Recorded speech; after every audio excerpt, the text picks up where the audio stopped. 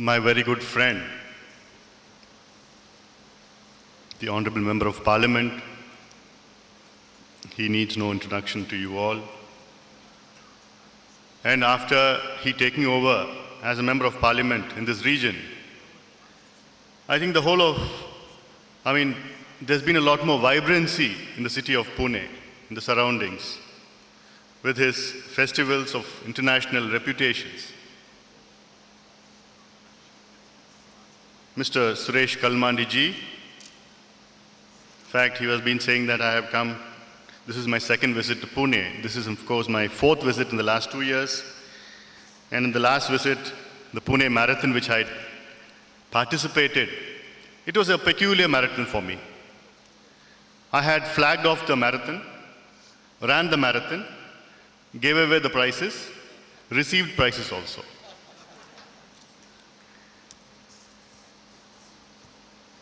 Another colleague, Member of Parliament, Mr. Srinivas Patil, the former commissioner of this great city. And then we have another very illustrious son of the soil, a man who had broken social bonding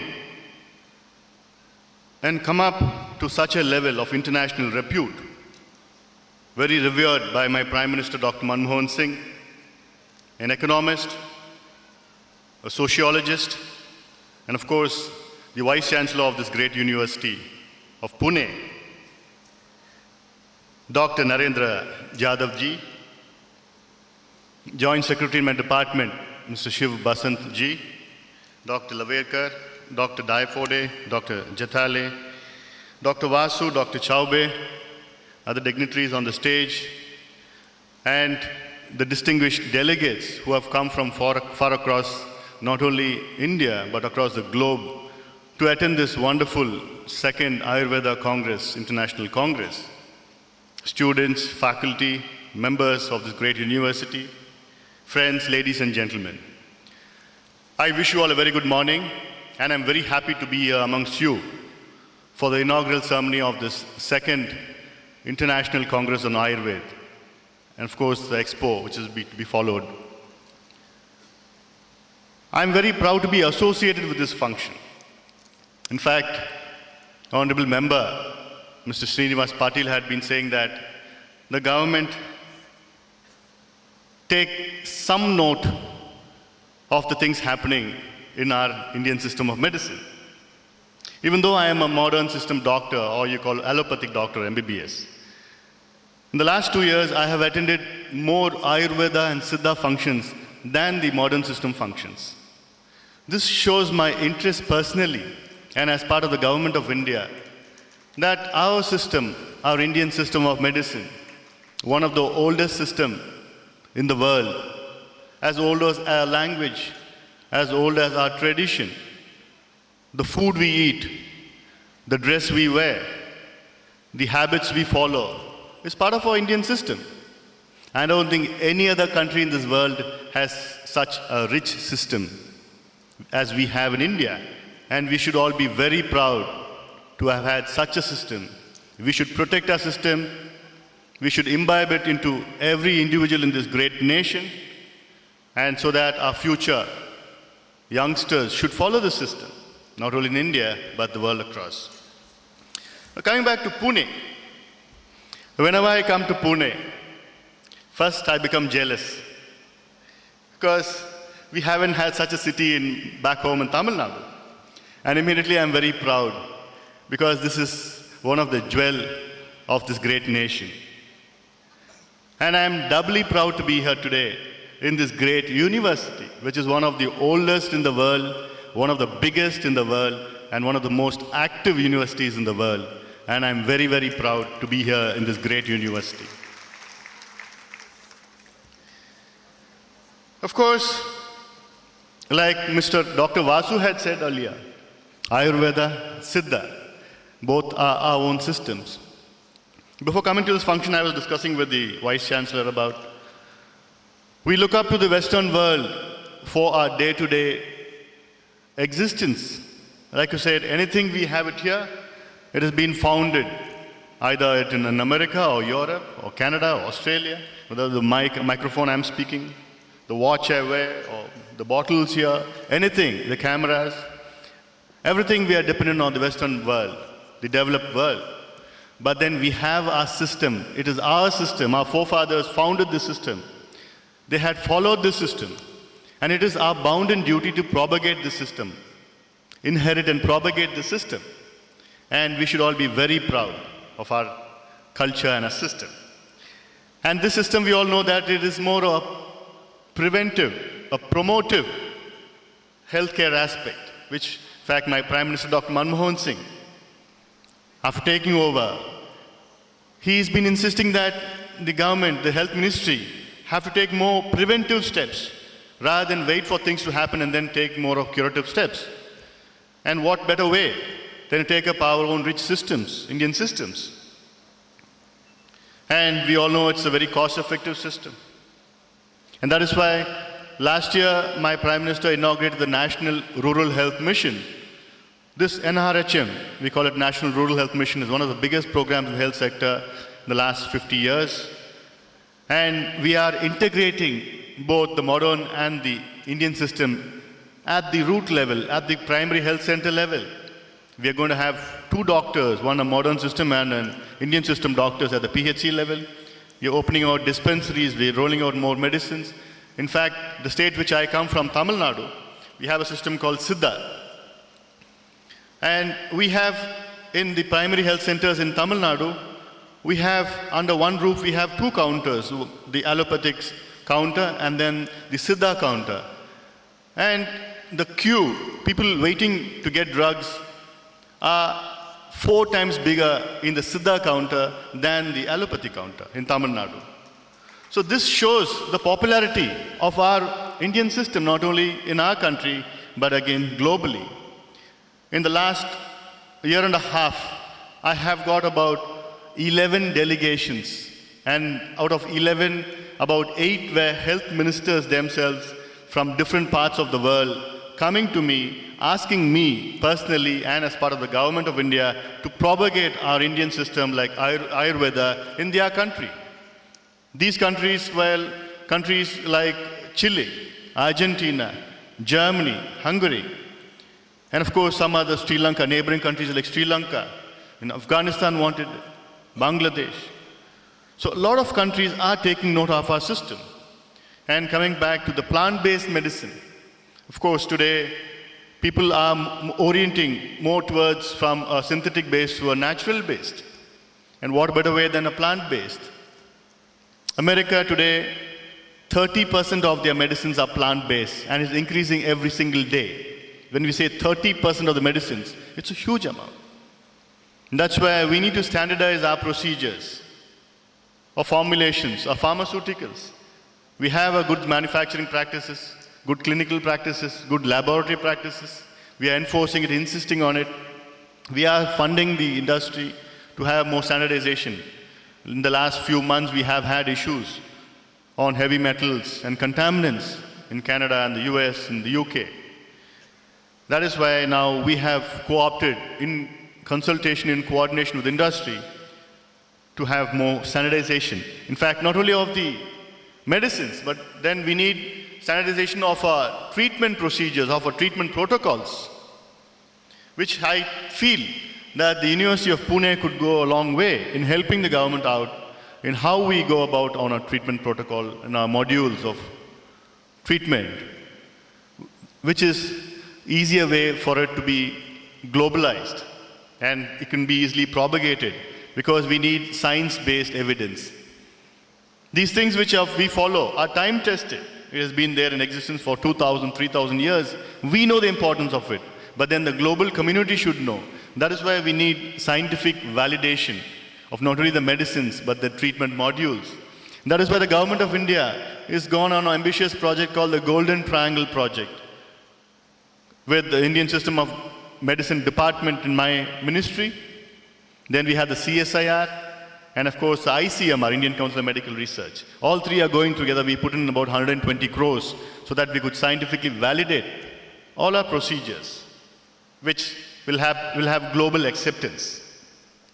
And of course, not only this, coming back to medical education, I'm sure a lot of students, we have about 7 colleges of Ayurveda in and around Pune.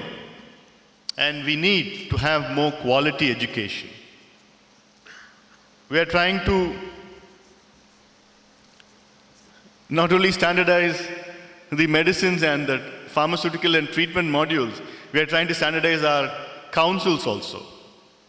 Our Ayurvedic councils, the Siddha councils, and of course the Medical Council of India. All these councils we are going to standardize, we're trying to standardize them so that, and they are the watchdogs of the medical education in our country, and they have to, in fact, be more transparent in its functioning. Coming back to medicinal plants, which I said plants, plant-based medicines. India has a rich climatic condition, rich environmental factor. We have, out of, I think, 7 best biodiversities in the world, we have 2 of them, one in the Northeast, one in the Western Ghats. And we need to tap this potential. My experts say that in the next 45 years, by about 2050, the medicinal plant industry is going to be a $5 trillion industry. Imagine a $5 trillion industry. And India is going to be one of the main players for that. That is why we need to inculcate what are medicinal plants at a young level. And in fact, last month, we have initiated school medicinal plant herbal garden project. We are taking about 1,000 schools this year, and each school will be giving about 14,000 rupees, so that the students of each school could have an orientation of what are these medicinal plants and herbal plants, and in fact propagate them. And we are trying to, this is a project which we have inaugurated this year. Now, of course, the Honorable Vice Chancellor had spoken about integration. How do we integrate the modern and the Indian system? In fact, we all look upon, like I said earlier, the Western world, like what happened in yoga. We all know that yoga was conceived here, founded here, practiced here. We all know what was yoga. But then we didn't bother about yoga until it was exported to America and then imported back to India. Now we say the importance of yoga. We talk about the importance of yoga because Americans have validated scientifically and said that yoga could cure or at least reduce your hypertension, reduce your diabetes, reduce your stress level. And you have orthopedics, a lot of problems. So we need to do these ourselves. And that is why we need to integrate it here. Now, when I visit America, when I see the NIH, National Institute of Health in DC or CDC Atlanta, or go to other universities, Harvard, Hopkins, everybody are very busy in integrating what they call a traditional system along with a modern system or an alternate system. Why can't we do it here? We have such a rich talent out here. And most of these people doing research in America are Indians. I'm sure we could do it here. We are trying to improve facilities, and in fact, what better way than the University of Pune to take the lead. In fact, we have CSIR here, the hometown of Dr. Mashelkar. So we need to do these ourselves. We need more R&D and to validate it scientifically and to integrate it in both. In fact, we're trying to change the curriculum of the modern system as well as Indian system, where the modern graduates will be studying part of what is Indian system and how do you go about that. Of course, another issue about patenting. That's why, in fact, Mr. Shiv Batan had spoken earlier that misusing of our patents, misusing of our tradition, misusing of our system. In fact, we had to spend literally 6 crore rupees to de-patent turmeric, which is our own product. We had to spend about 3.5 crores to de-patent neem. And that is why, to safeguard our patent, we had to produce a diary called Traditional Knowledge Digital Library, TKDL. And this we have, in fact, we have spent literally about 12 to 15 crore rupees going through extensively all our procedures, all ancient manuscripts which have been in Persian, which has been in Sanskrit and Tamil, all these languages. And we have concepted huge information network, and we are trying to register these in their patent offices in about initially 5 countries, then ultimately 11 countries, which do the most maximum patent, and these are in 5 different languages. This is to safeguard. And you know who does the most patent in America or Europe? Again, our own Indians.